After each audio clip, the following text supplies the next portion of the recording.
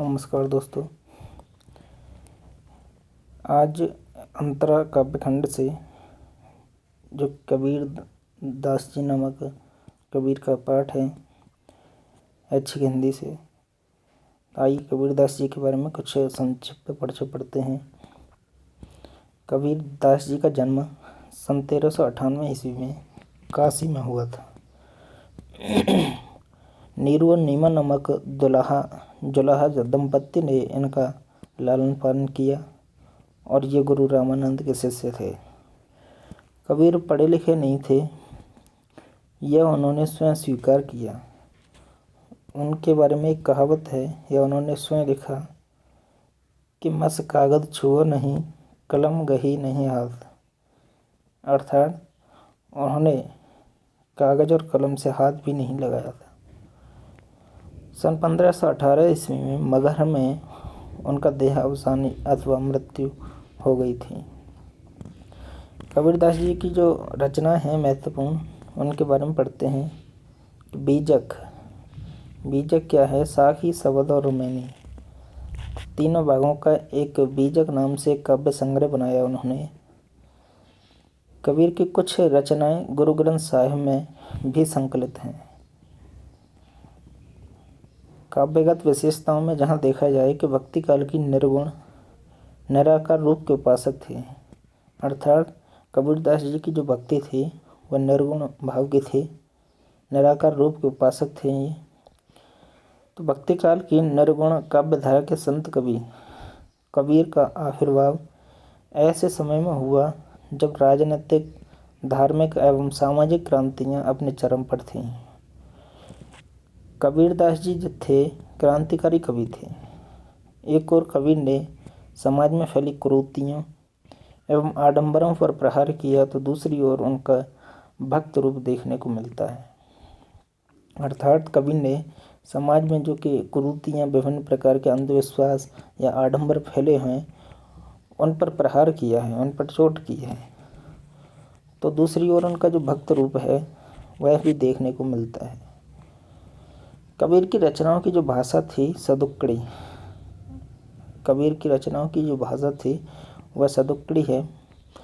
सदुक्कड़ी में बोलचाल की अवधि भोजपुरी, पंजाबी इत्यादि बोलियों के या बोलचाल की भाषाओं के शब्दों का प्रचुर मात्रा में प्रयोग मिलता है। जो सदुक्कड़ी भाषा का उन्होंने प्रयोग किया उसमें अवधी, भोजपुरी और पंजाबी भाषाओं के शब्दों का अत्यधिक मात्रा में प्रयोग मिलता है। इसलिए सदुक्कड़ी को पंचमेल खिचड़ी भाषा भी कहा जाता है। सदुक्कड़ी भाषा को पंचमेल खिचड़ी अर्थात 5 भाषाएं इसमें मिली हुई हैं। कबीर का काव्य तुकात्मक एवं लयबद्धता के कारण गेय है। अर्थात उनकी तुकात्मकता और लयता के कारण कैसा है, एक गीतात्मक है, कह सकते हैं गेय है, अर्थात इसे गाया जा सकता है। उन्होंने साखी, शबद एवं रुमैनी के माध्यम से अपनी भावनाओं को जनमानस तक पहुंचाया। उन्होंने साखी लिखी, शबद लिखी और रुमैनी, जिनका कि बीजक में संकलित हैं ये तीनों ही। तो उनकी भावनाओं को इनके माध्यम से जो अपनी भावनाएं थी उनको लोगों तक पहुंचाने का कार्य कबीरदास जी ने किया था। कबीर के काव्य में अलंकारों का स्वाभाविक प्रयोग मिलता है।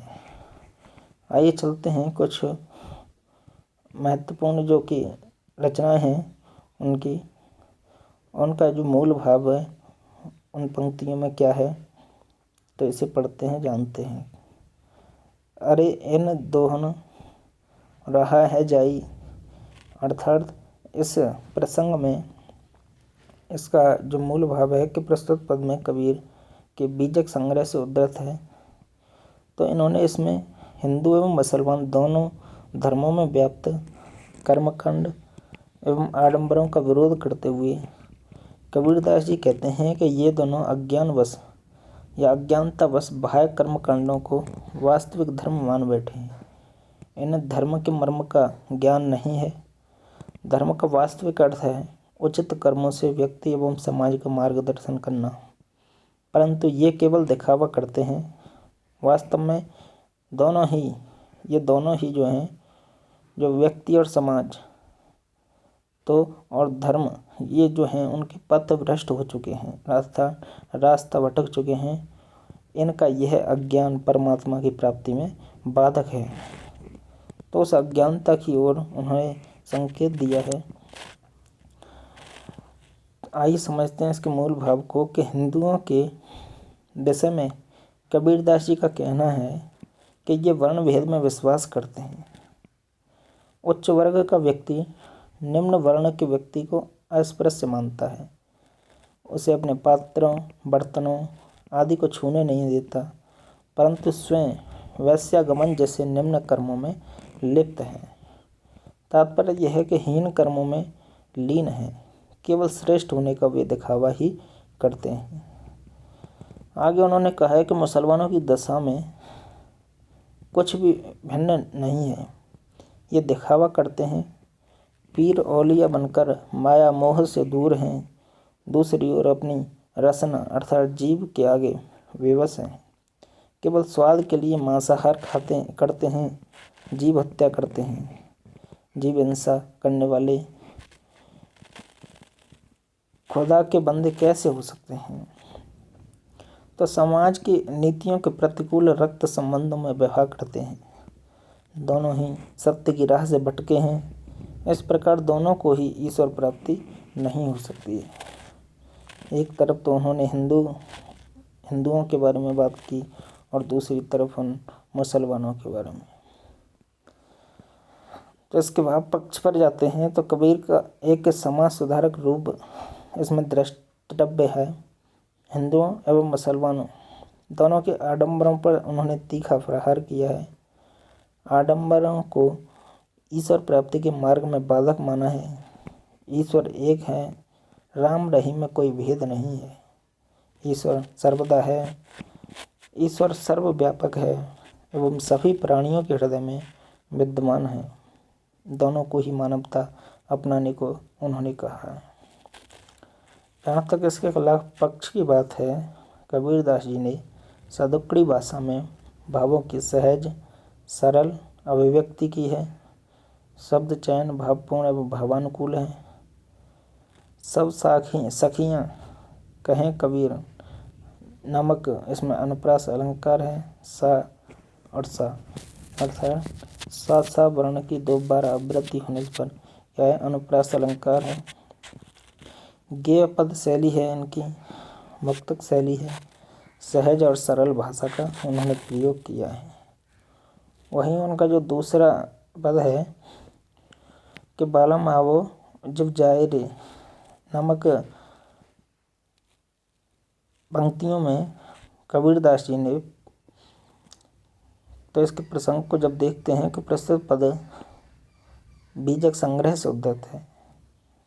यहाँ कबीर का भक्त रूप द्रष्टव्य है। बीजक में उन्होंने अपने भक्त रूप को दिखाया है। इस पद में कबीर ने स्वयं जीवात्मा को पत्नी और परमात्मा को पति मानकर परमात्मा रूपी पति से वियुक्त जीवात्मा की विरहावस्था का चित्रण किया है। आइए समझते हैं कि परमात्मा से मिलन न होने पाने के कारण कबीर को एक वियोगनी की भांति न अन्न भाता है न नींद ही आती है। अर्थात परमात्मा से मिलन न हो पाने पर कबीर को क्या है, एक वियोगनी जिस प्रकार से होती है, जो कि अपने पति से बिछड़ी हुई रहती है, उसी प्रकार से अपने आप को वियोगी कहा है। जो कि परमात्मा से जो उनका मिलन है वह नहीं हो पाता, तब ऐसी स्थिति में न उनको अन्न ही भाता है और न ही उन्हें नींद आती है। निर्गुण मार्गी संत कवियों ने साधक को नायक तथा परमात्मा को नायक के रूप में चित्रित किया है। यहाँ पति परमात्मा निराकार परंतु पत्नी साधक साकार रूप में विद्यमान है। यहाँ कबीर निर्गुण एवं सगुण दोनों भिन्न मतों के बीच एक साम्य स्थापित करते दिखाई देते हैं, अर्थात निर्गुण और सगुण के मध्य। यहाँ इनके भाव पक्षी की जो बात करते हैं कि कबीर का जो भक्त रूप है वह इन पंक्तियों में दिखाई देता है। ज्ञान चक्षु खुलने पर साधक ईश्वर प्राप्ति के लिए आतुर हो उठता है। जब उसका ज्ञान के जो आँखें हैं, ज्ञान रूपी जो चक्षु या आँख नेत्र हैं, जब उसके खुलते हैं तो वह ईश्वर प्राप्ति के लिए व्याकुल होता है। रस की जहाँ बात करते हैं कि विप्र लंब वियोग श्रृंगार रस और भक्ति रस इसमें दिखाई देता है। वहीं पर कला पक्ष की जब बात करते हैं कि उनकी जो भाषा है कबीरदास जी की सदुक्कड़ी भाषा का प्रयोग किया है। दुखिया देह कोई कहे जिब जाए अनुप्रास अलंकार से प्रेरित हैं। दा और दा वर्ण की आवृत्ति, का और का वर्ण की आवृत्ति, जा और जा वर्ण की आवृत्ति होने से यहाँ पर अनुप्रास अलंकार द्रष्टव्य है। कामिन को है प्यासे को नीर नामक पंक्ति में दृष्टांत अलंकार का प्रयोग किया है। वहीं लय एवं तुकबद्ध गेय पद शैली का प्रयोग भी उन्होंने किया है। तो आई होप आप समझ गए होंगे। सो गाइस, धन्यवाद, थैंक यू।